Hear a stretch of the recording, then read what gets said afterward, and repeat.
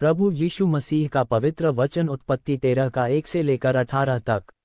तब अब्राम अपनी पत्नी और अपनी सारी संपत्ति लेकर लूत को भी संग लिए हुए मिस्र को छोड़कर कनान के दक्षिण देश में आया। अब्राम भेड़ बकरी, गाय बैल और सोने रूपे का बड़ा धनी था। फिर वह दक्षिण देश से चलकर बेतल के पास उसी स्थान को पहुंचा जहां उसका तंबू पहले पड़ा था, जो बेतल और ए के बीच में है। यह स्थान उस वेदी का है जिसे उसने पहले बनाई थी, और वहां अब्राम ने फिर यहोवा से प्रार्थना की। और लूत के पास भी, जो अब्राम के साथ चलता था, भेड़ बकरी, गाय बैल और तंबू थे। सो उस देश में उन दोनों की समाई न हो सकी कि वे इकट्ठे रहें, क्योंकि उनके पास बहुत धन था, इसलिए वे इकट्ठे न रह सके। सो अब्राम और लूत की भेड़ बकरी और गाय बैल के चरवाहों के बीच में झगड़ा हुआ, और उस समय कनानी और परिज्जी लोग उस देश में रहते थे। तब अब्राम लूत से कहने लगा, मेरे और तेरे बीच और मेरे और तेरे चरवाहों के बीच में झगड़ा न होने पाए, क्योंकि हम लोग भाई बंधु हैं। क्या सारा देश तेरे सामने नहीं?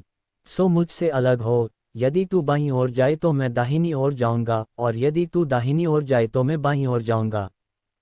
तब लूत ने आंख उठाकर यरदन नदी के पास वाली सारी तराई को देखा कि वह सब सिंची हुई है।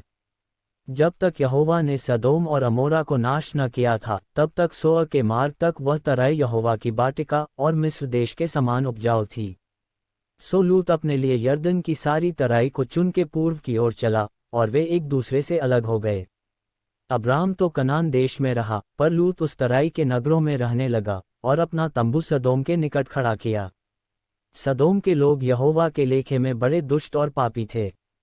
जब लूत अब्राम से अलग हो गया, तब उसके पश्चात यहोवा ने अब्राम से कहा, आंख उठाकर जिस स्थान पर तू है वहां से उत्तर दक्षिण पूर्व पश्चिम चारों ओर दृष्टि कर, क्योंकि जितनी भूमि तुझे दिखाई देती है उस सब को मैं तुझे और तेरे वंश को युग युग के लिए दूंगा। और मैं तेरे वंश को पृथ्वी की धूल के किनकों की नाई बहुत करूंगा, यहाँ तक कि जो कोई पृथ्वी की धूल के किनकों को गिन सकेगा वही तेरा वंश भी गिन सकेगा। उठ, इस देश की लंबाई और चौड़ाई में चल फिर, क्योंकि मैं उसे तुझी को दूंगा। इसके पश्चात अब्राम अपना तंबू उखाड़कर मामरे के बांजों के बीच जो हेब्रोन में थे जाकर रहने लगा, और वहां भी यहोवा की एक वेदी बनाई।